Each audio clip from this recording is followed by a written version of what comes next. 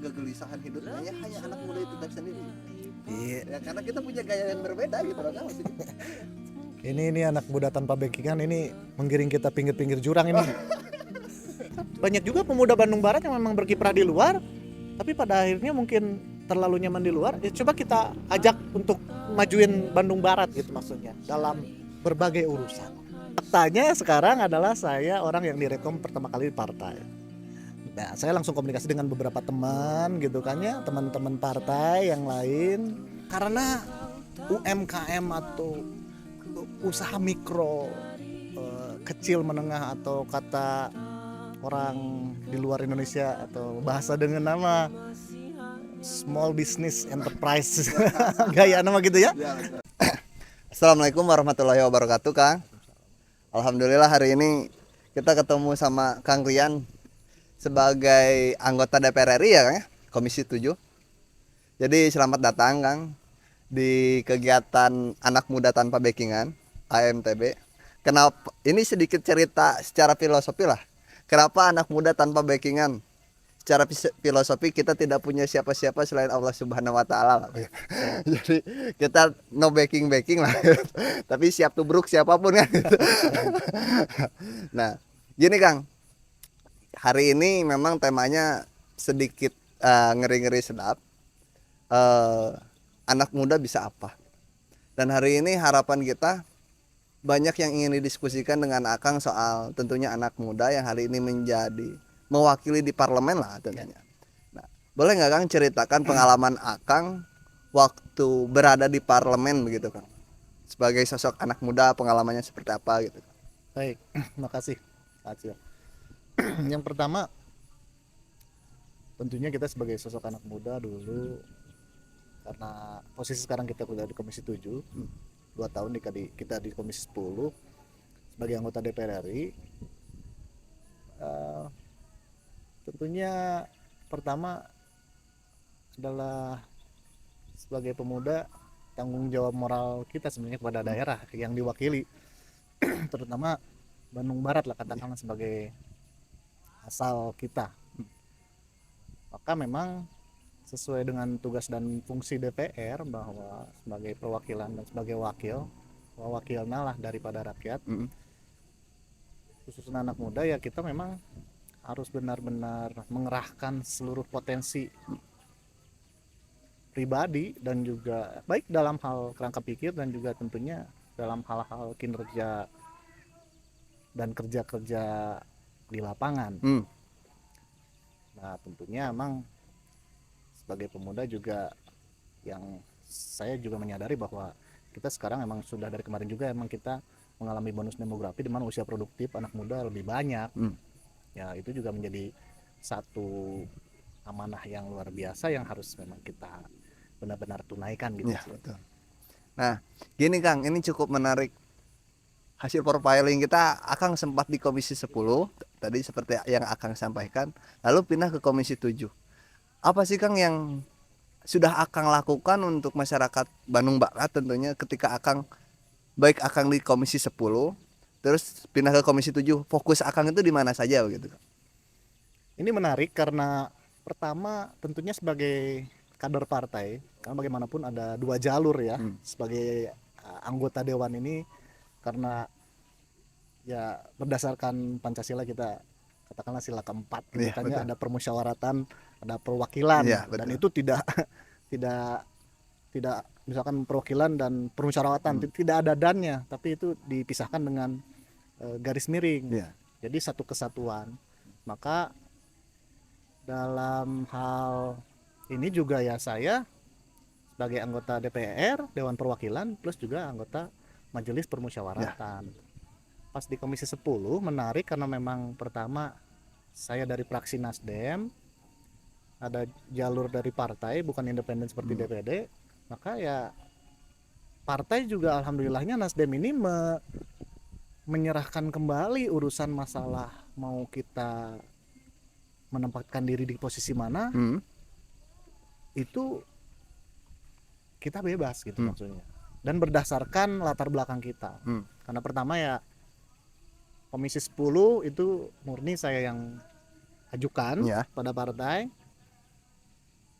karena latar belakang saya sebagai organisatoris, dari mulai Karang Taruna, dari mulai KMPI, terus juga terakhir juga jabatan sebagai ketua KONI gitu kan.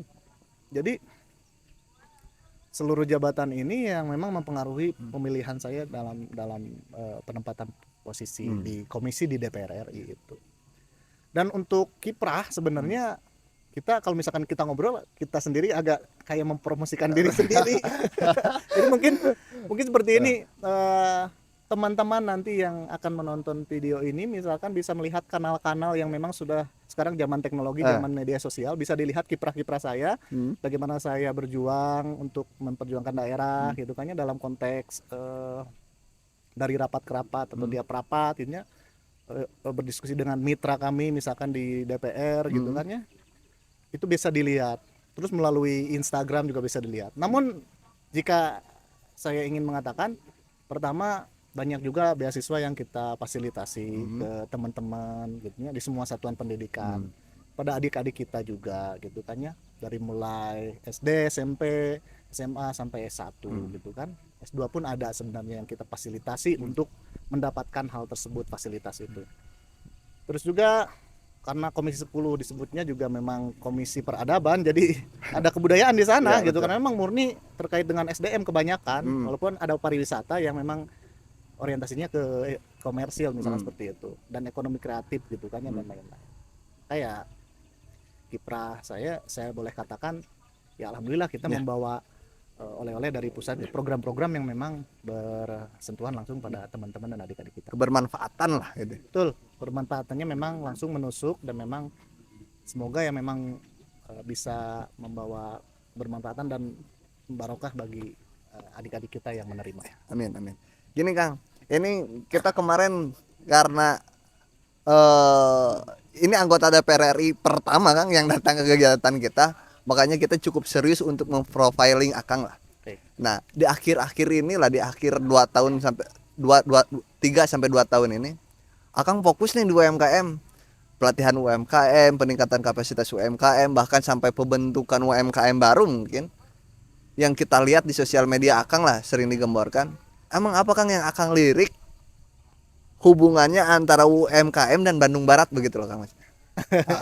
Saya kira gini ya, ini menarik banget ini dibahas dan dikupas, karena UMKM atau usaha mikro, kecil menengah, atau kata orang di luar Indonesia atau bahasa dengan nama small business enterprise gaya nama gitu ya. Ini menarik karena kita melihat tren pasca Covid kemarin. Jadi pasca Covid, setelah Covid, orang seluruh dunia ini mohon maaf nih saya ngobrol campur sari ya. Pasca Covid kita ada new normal.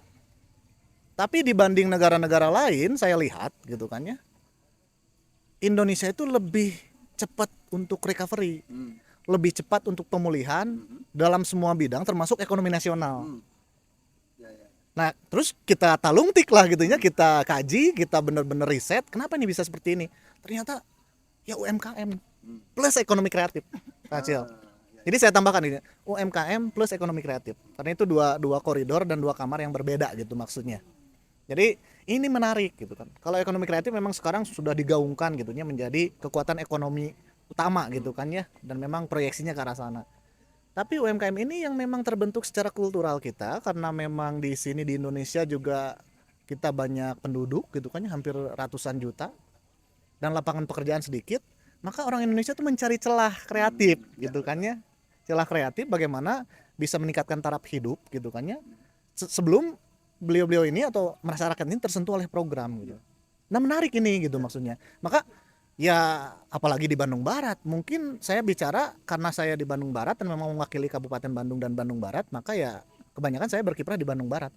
Tapi sebenarnya mau itu di sekitar Bandung Raya, Cimahi, Kota Bandung, semua seluruh Indonesia, UMKM itu menjadi kekuatan ekonomi nasional utama kita, fondasi utama. Apalagi melihat kemarin kita Covid selama 2 tahun berturut-turut, yang menjaga dan juga mempercepat pemulihan ekonomi nasional di UMKM. Soalnya waktu Akang di Komisi 10, kita kan yang ada di sini termasuk orang-orang yang ya mendapatkan beasiswa dari Akang lah, yang pembayaran UKT Covid kalau tidak salah waktu itu. Jadi ya kita juga terima kasih banyak Kang sudah dibantu kita. Nah ini juga menarik Kang.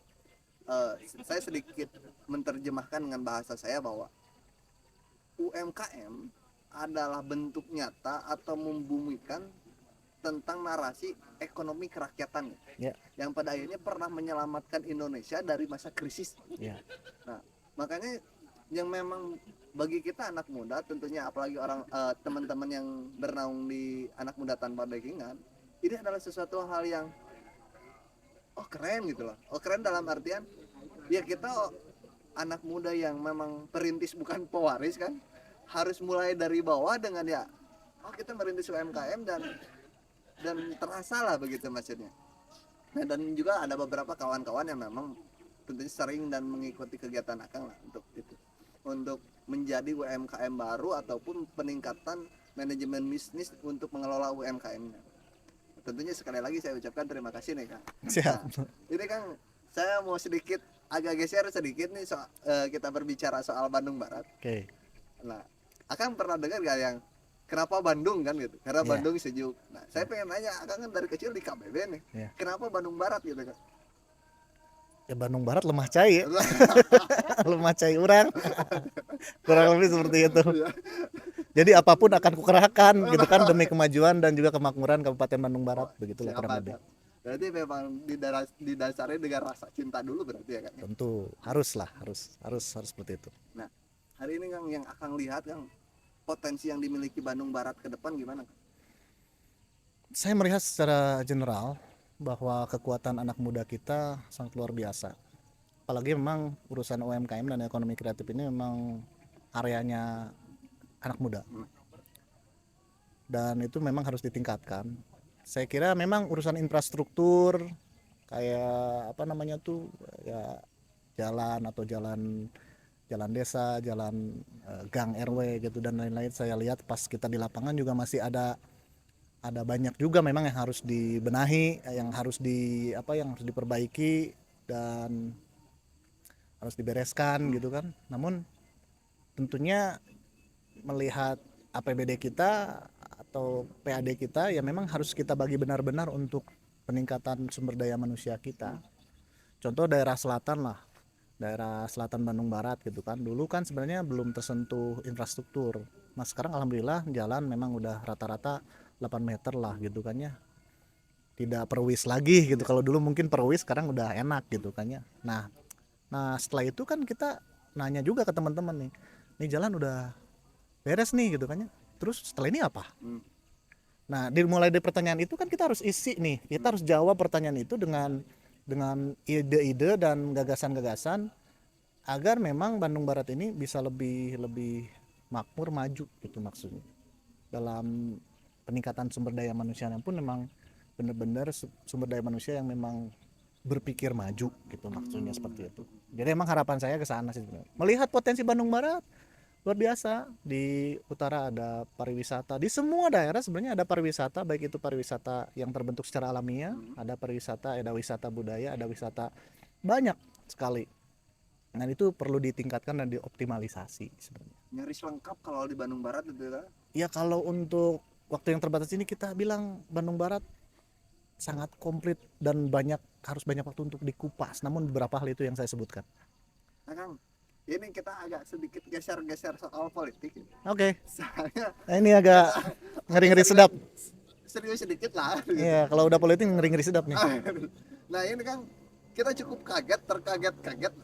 Bahkan banyak lah masyarakat ataupun elit politis tentunya di Bandung Barat yang cukup terkaget-kaget ketika tiba-tiba ada nama Kang Rian muncul sebagai bakal calon Bupati Bandung Barat. Gimana itu Kang ceritanya Kang?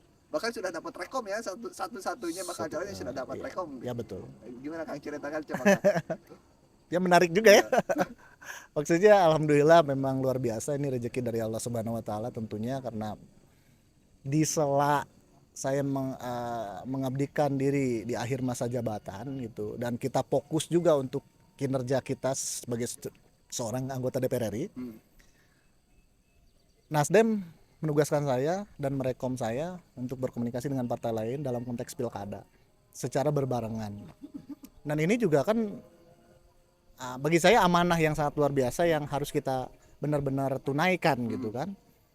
Saya kira kalau merespon hal yang tadi, saya kira ada beberapa teman-teman juga yang sudah mengira saya masuk dan juga memang memprediksi itu. Tapi mungkin juga ada yang juga memprediksi bahwa saya memang tidak masuk. Tapi secara keseluruhan faktanya adalah saya direkom gitu. Saya faktanya sekarang adalah saya orang yang direkom pertama kali di partai.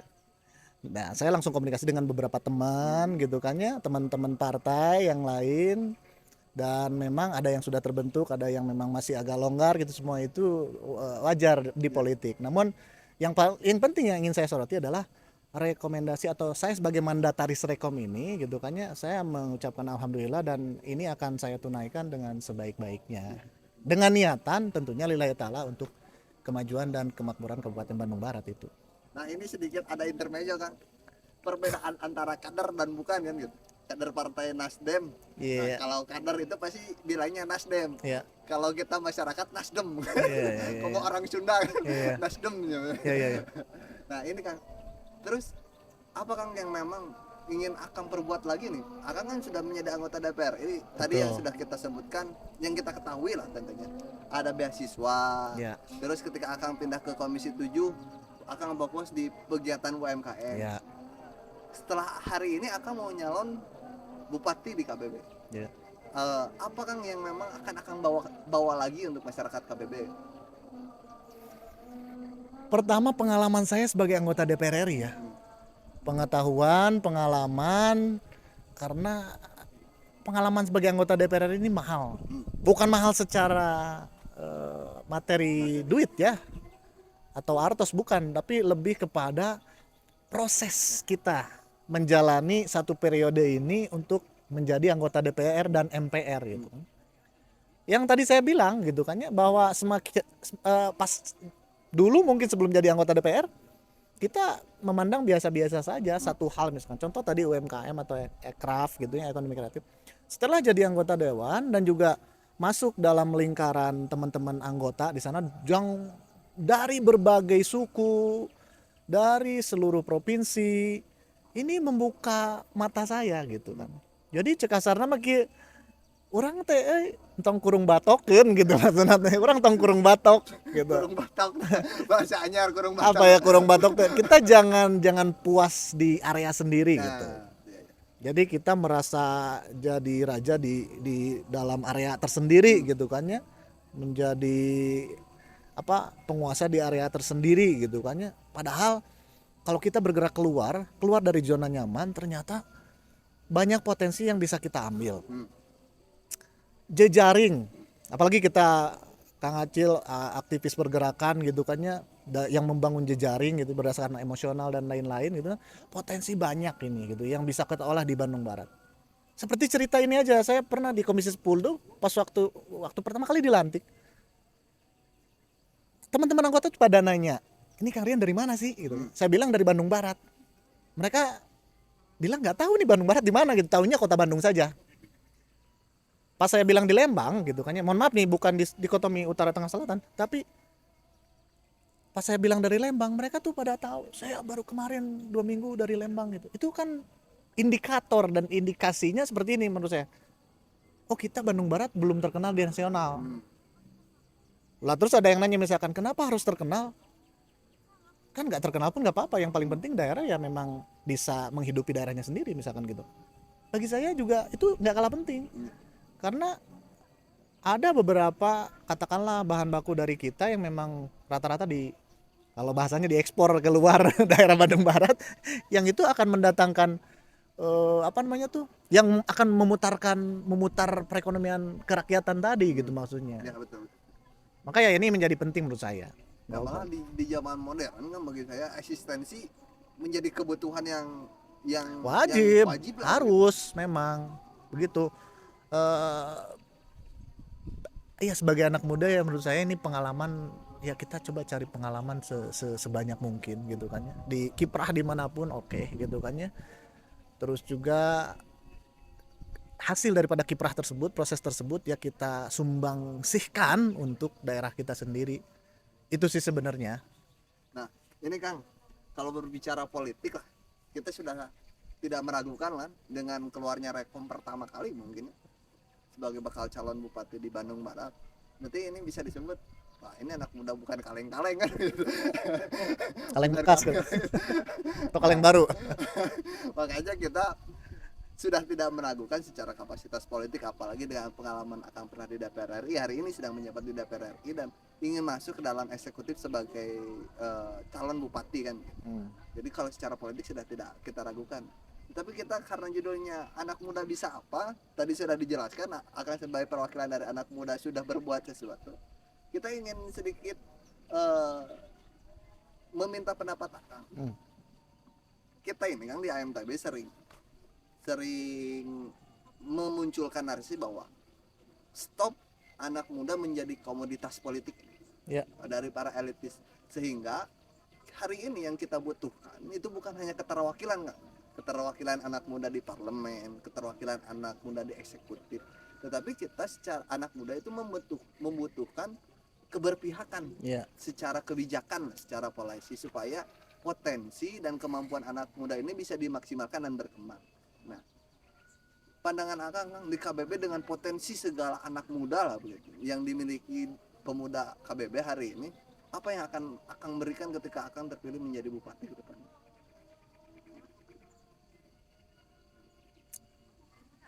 Yang paling utama ya kita harus menyadari dulu ya. Saya pun sebagai pemuda dulu, ini kita cerita flashback sedikit.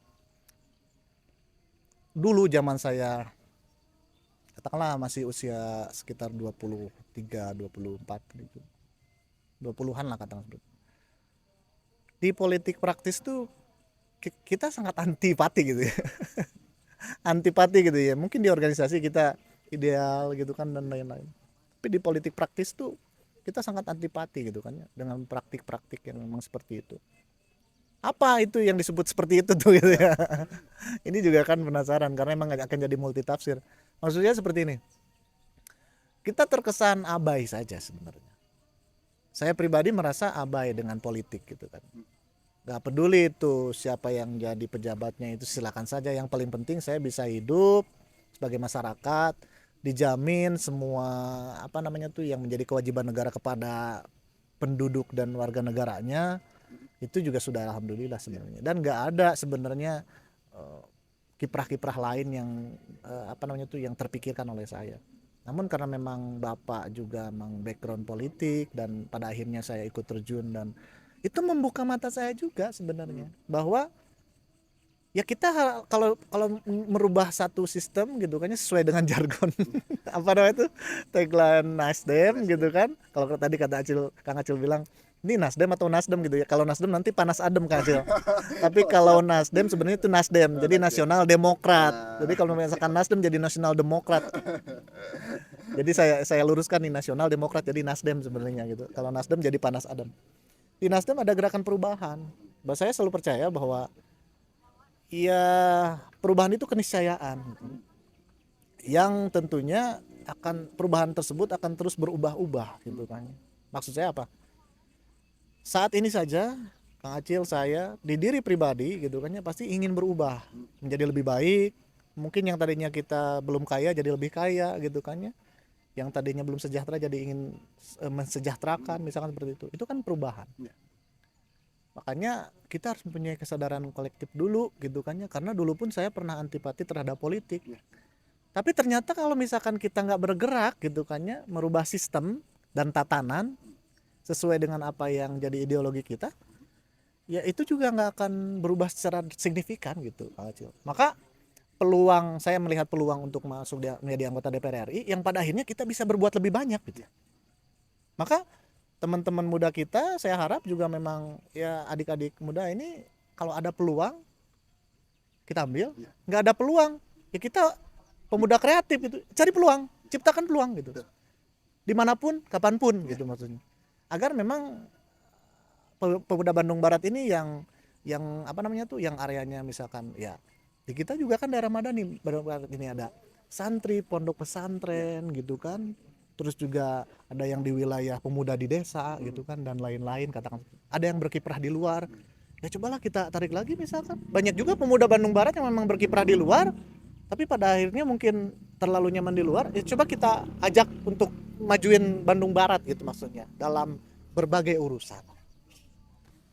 Ini makanya kalau ngobrol sama anak politisi muda ini isi daging semua gitu. Isi daging dan sulit untuk berhenti kan gitu. Nah ini kan kenapa kita di AMTB mengatakan bahwa stop lah menjadikan anak muda menjadi komoditas politik. Karena yang sudah sepuh-sepuh kan, politisi yang sudah sepuh-sepuh dan ingin mencalonkan diri tiba-tiba dimudah-mudahkan gitu. Jadi kita agak sedikit males lihat yang sepuh-sepuh yang dimudah-mudahkan Iya, gitu. iya, iya, Udahlah kita tampil sesuai fashion beliau aja gitu lah, fashion kita aja masing-masing. Ya. Jangan karena melihat sekarang zamannya bonus demografi terus dimudah-mudahkan. Jadi kesannya memaksa gitu loh kan.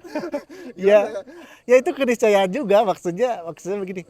Karena sistem kita adalah one person one vote, Iya. satu orang itu punya hak pilih satu. Jadi karena memang sekarang yang mengisi judulnya penduduk dan warga negara ini adalah usia produktif dan rata-rata anak muda, usia belia yang baru jadi pemilih pemula dan lain-lain gitu kan ya. Maka fenomena yang seperti Kang Acil tadi katakan ya, itu satu keniscayaan juga sebenarnya gitu kan ya. Dan saya juga merasa pada akhirnya kok kita yang tua yang muda salah satu ya gitu. Tapi ya itu adalah apa namanya itu ragam daripada pemilu kita gitu kan ya. Dan anak muda juga sekarang katakanlah yang harus, memang kita harus benar-benar aware gitu ya, mempunyai kesadaran kolektif bahwa ya orang teh ayeuna pasti di tiap pemilu pasti menjadi, bukan ya satu mungkin dalam kacamata Kang Acil komoditi politik.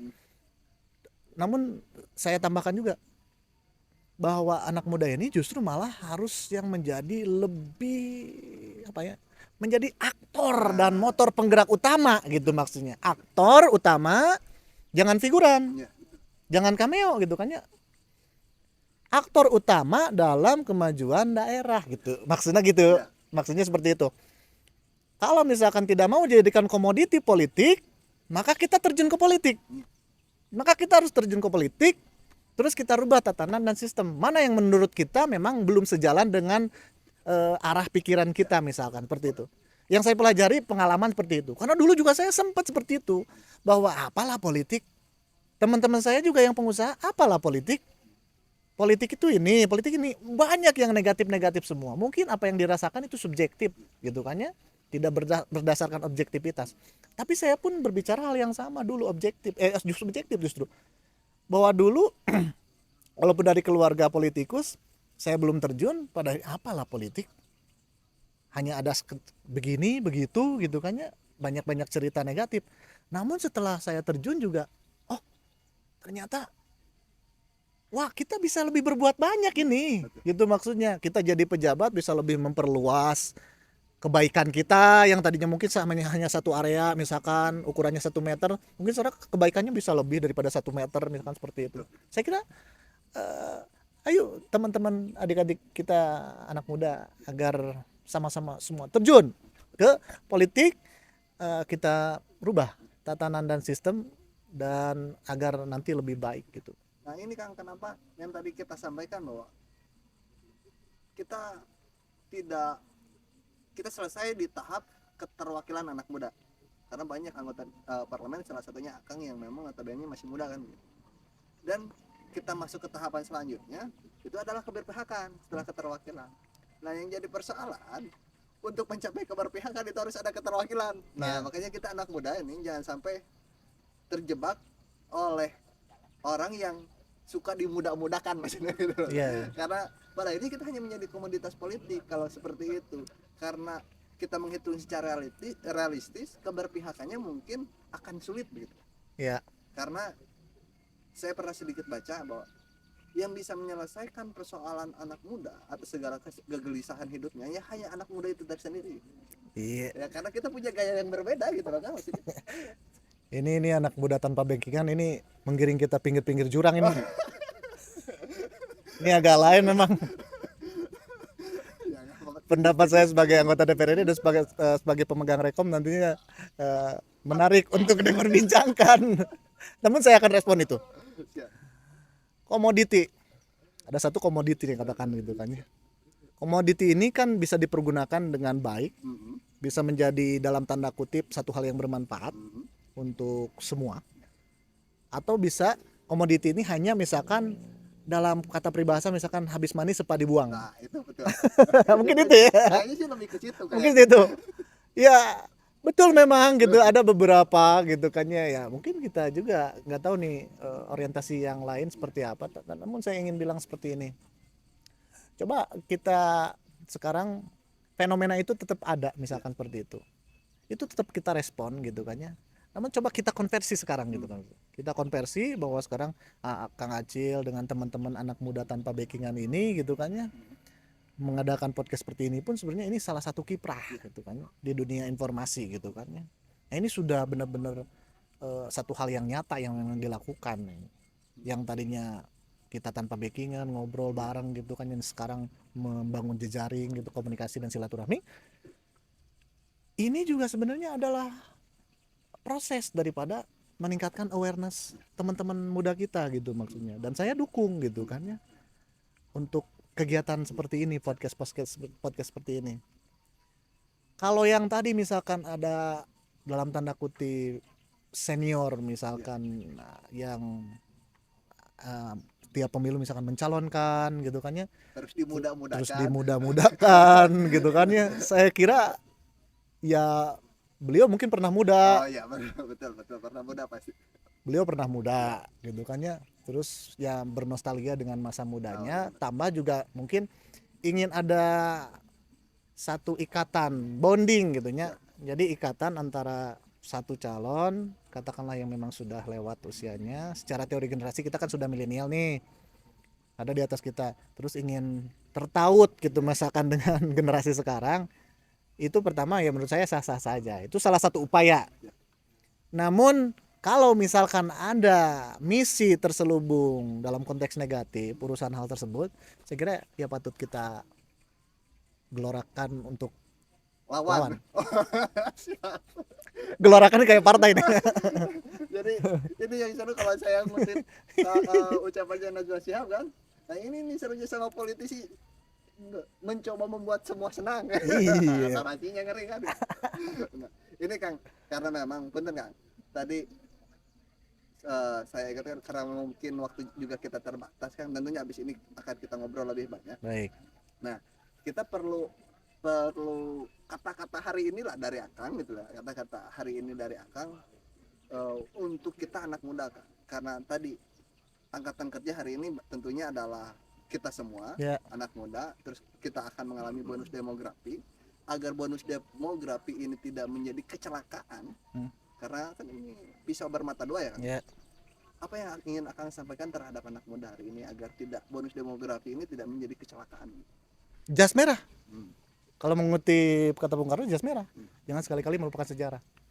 Ya kita kutip pembelajaran masa lalu gitu kan ya, melihat gitu kan ya, untuk di masa sekarang kita pelajari, terus ke depan kita perbaiki, kita sempurnakan gitu. Itu saja sih sebenarnya yang ingin saya sampaikan. Ya selebihnya ayo teman-teman muda, mari kita berdaya. Teman-teman muda, mari kita, adik-adik kita ini ayo terjun, ayo manfaatkan peluang. Kalau nggak ada peluang, ciptakan peluang. Itu aja dulu. Yang paling penting itu aja dulu. Mau peluang dimanapun, mau kiprahnya di politik, peluangnya di mana gitu, peluang di usaha dan lain-lain. Ayo. Yang penting kita gerak. Kita gerak, yang penting jangan berhenti gitu. Gerak terus, jangan berhenti gitu. Dalam hal apapun gitu kan. Terus ya tentunya yang paling utama juga kita siapkan juga ke depan mental kita menghadapi beberapa perkara hidup, permasalahan ke depan, terus juga intinya sebagai pimpinan dan pemimpin ya kita mulai dari diri sendiri, kita coba benar-benar perbaiki, terus nanti kita kiprah untuk menyumbangkan pikiran dan gagasan juga kinerja kita di daerah gitu maksudnya. Ayo. Berarti yang harus digarisbawahi nih, pemuda ini harus bisa menciptakan peluang dan memanfaatkan peluang itu. Kata-kata hari ini bos catat. Nah paling begitu Kang. Terima kasih banyak telah datang di kegiatan kita. Mohon maaf nih Kang, dianggurin kalau banyak kekurangan. Karena Dianggurin atau diapelin juga atau di apa lagi. tentunya kita masih banyak kekurangan ini Kang. Paling begitu Kang. Mohon maaf sekali lagi. Jangan pernah kapok ya Kang main ke sini Kang. Siap, ayo. Ya. Siap, aman. Nanti kita akan ngopi-ngopi lagi setelah ini. Sekali lagi terima kasih banyak yang telah menonton kita, karena kita juga live TikTok nih Kang. Wah. Jadi terima kasih Cocok. banyak. Wassalamualaikum warahmatullahi wabarakatuh.